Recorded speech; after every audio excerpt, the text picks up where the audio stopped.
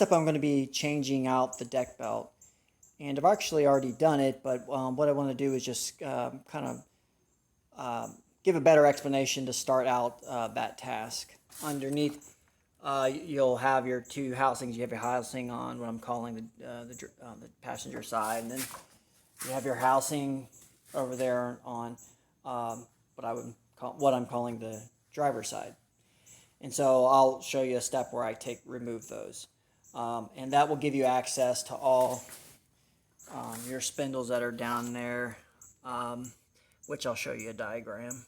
So you have these spindles up here that spin and move the blades underneath, but this belt is pretty big. It goes all the way back. Let's see if we can find it. See if we can see it. Yeah, it just goes on back to the motor. So we want to make sure we drop this belt off the motor, and then we can pull it up front and take it off the rest of the spindles. But the very first step is taking off that tension so that the belt is loose and you can drop it off the motor. So you do that. So there's a spring. See that spring right there? You do that, and by just pulling that and getting your hand on that spring, pulling the hook out of the hole that it's mounted to on the deck, and that spring will release tension from that spindle. Well, it's attached to like the mount for the adjustable spindle. Yeah, right there. So once you pull the spring off, it'll loosen tension on that adjustable spindle, and then the belt will no longer have any tension. It'll be nice and loose, and you'll be able to pull it off. So you'll release the spring first. It takes off the tension, loosens up the belt, and then you can walk on back. So here I am at the back, and you can then pull the belt off for the deck. So as you can see, there's two belts there. The top one is the transmission belt. The bottom one is the deck belt. So releasing that spring will loosen up the belt, and you'll be able to just reach in there and pull that belt off the motor. And then once it's off the motor, you'll be able to pull it up through underneath the lawnmower so that you can remove it from those front spindles.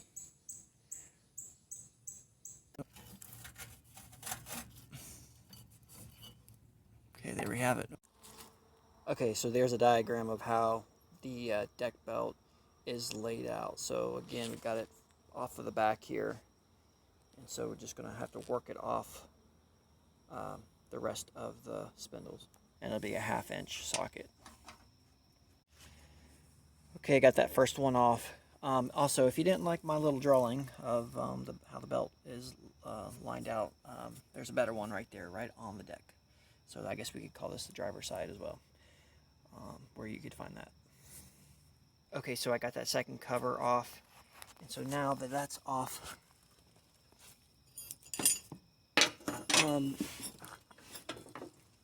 you'll notice down here you get the two spindles with guides on them. So this is the ones that receive the belt from the back, and you can't remove the belt unless you remove the spindles. So there's a bolt here on top, and then a nut holding it underneath. So I'm going to use a 9/16 socket and then a wrench, a 9/16 wrench underneath to get those spindles off. Okay, so here I am on the driver's side, and both those spindles are removed. And just want to show you real quick. That's what they look like there.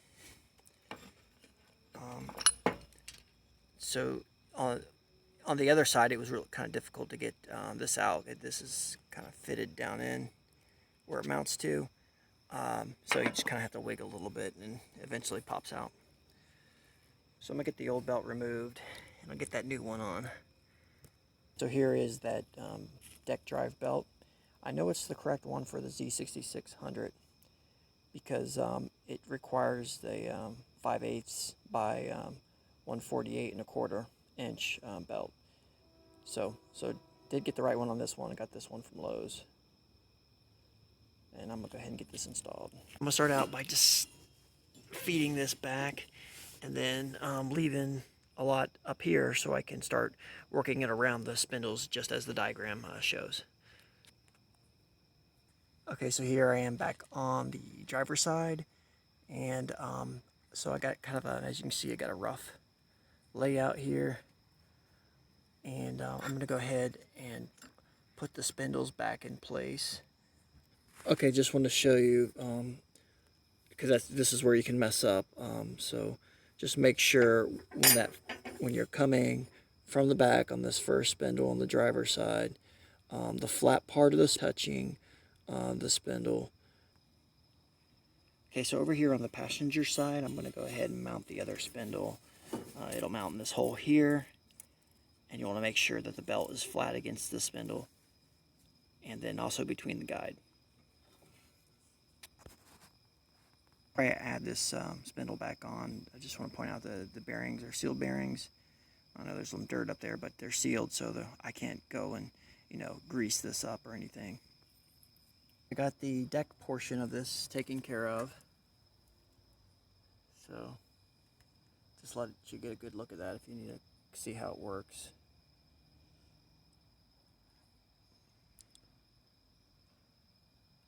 As you can see, it's still loose, so we haven't put the spring in place, but that's because we got to go back and tighten the belt around the motor.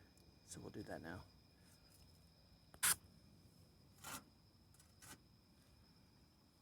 Okay, so again, the spring's not in place, so that should go right on there. Yeah, what came on without a problem. So we'll get that spring in place, and then hopefully that'll tighten it up. Okay, so I came back up front, hooked the spring to this hook here, and it's tight now, so you can see everything looks good.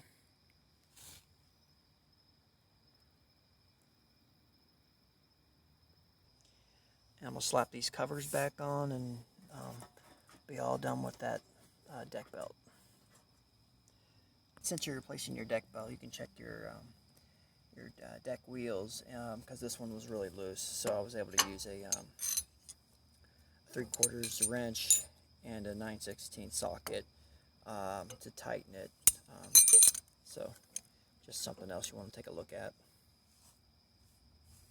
Something else you'll want to watch for is this rod here that helps secure up your deck. So a lot of times this bolt will loosen up over time, and your deck will just drop lower. And it's kind of hard to spot, but you'll notice that you're plowing your yard. The deck will go so low that it's starting to rip grass up and stuff. And so that's what happens. So you just tighten this up. So I guess mine looks pretty good for now. Next up, I'm going to be replacing the blades.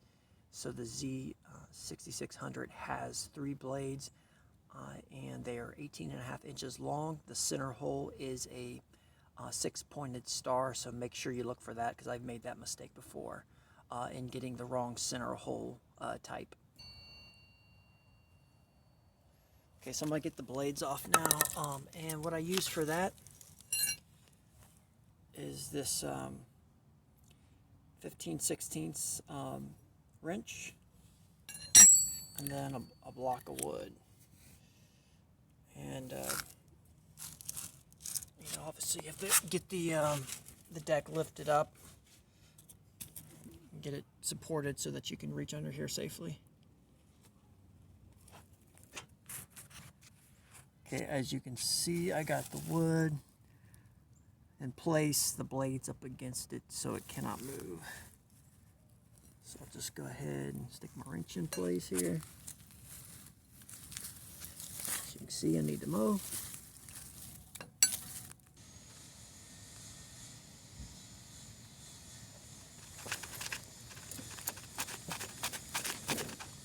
Okay, that one was on there pretty good.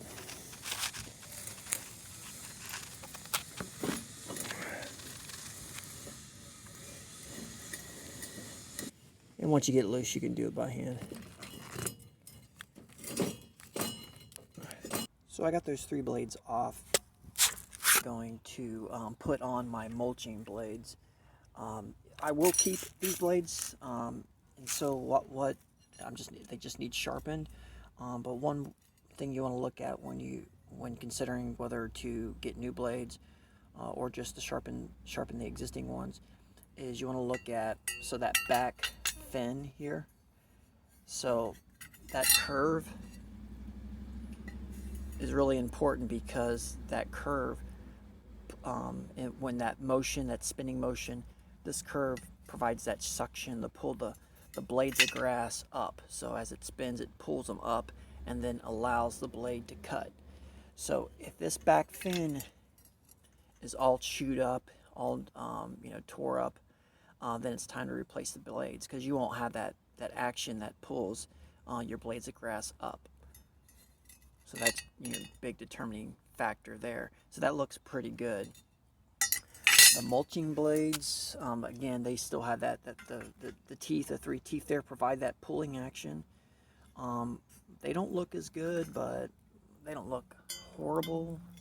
So I'm going to go ahead and put those right back on. So I got them all sharpened up. I'll show you how I sharpen them, because I'm not an expert in that, and there's probably videos out there on how to do that, but I got those sharpened and ready to go. So I'm on about almost 2 acres here, and so my father-in-law recommended, because he grew up around the lawn care business, and his dad had a maintenance shop for lawn equipment, and he recommended that I sharpen my blades after every mow. So I'm in Florida, we have sand here, and that sand provides essentially a sandblasting effect, and it will beat up your blades pretty quickly. I just don't replace them that much, or don't take them off and sharpen them that much. But I would say it probably would speed up my mowing if I had nice sharp blades on. So that's all. You may want to consider dropping them blades every time and sharpening them. They are much quicker to sharpen if you do it after each cut. I kind of have to really grind into mine to get them nice and sharp again. Real easy to tell. So I just got the blades started, popped it on there, and then got the nut just kind of hand tightened a little bit. And it's easy to tell if you have the blades on the right way, because so the end of your blade, see how it lowers there? As long as that's going towards the ground, you have it on going the right direction. And the other thing, you just want to make sure that star shaped hole fits on properly, so that it's all the way flush. Okay, so I got the wrench in place. So I got the wood here with the blade up against it. Set direction this time. And I've been told you don't have to make this super snug. So that's about as good as I'm going to make it. Make sure you pump your tires up. So the front ones, so you'll probably need to check on the side, because your tires may be different than mine, but the front ones are calling for no more than 20 psi, and then the back ones they're 12 psi. And so just get yourself a gauge, and then your air pump or your air compressor, and just make sure you don't exceed those. So if anybody has any tips on flat free tires for 0 turns, I've seen them in the stores. But I have one on my wheelbarrow, and it doesn't seem to do a good job of keeping momentum. So I'm just wondering, how well do they perform on a 0 turn? I'm wondering, maybe if they have a lot of bounce to them, they don't have a lot of, they make for a rough ride. So any tips, you want to throw that in the comments, I'd appreciate it. Okay, so one other thing, and this is where I probably need some comments from those out there. I was kind of looking. that appears to be a grease nipple there. But I have seen where other zero-turn lawnmowers have a front wheel grease nipple. I don't have a grease gun, but it's just a matter of taking that grease gun, fitting it on there, and squeezing some grease in. So maybe something I have to get, but that definitely looks like one. It's different than from any others that you see, where that's not doesn't appear to be metal. Maybe like a plastic nipple there. So, but that's something else to consider doing. All right, so that concludes all the routine maintenance on my Craftsman Z6600 54-inch deck zero-turn. So as you can tell from the video, I'm just a do-it-yourselfer. I'm by no means a mechanic. And again, I just used this. I want to make this video as a reference so I can refer back to it on the details. You know, I forget items like, you know, what type of oil, what type of oil filter, what are the size of the blades. So I'm going to have all those details in the comments. So feel free to access those and make use of them if you also have a Z6600.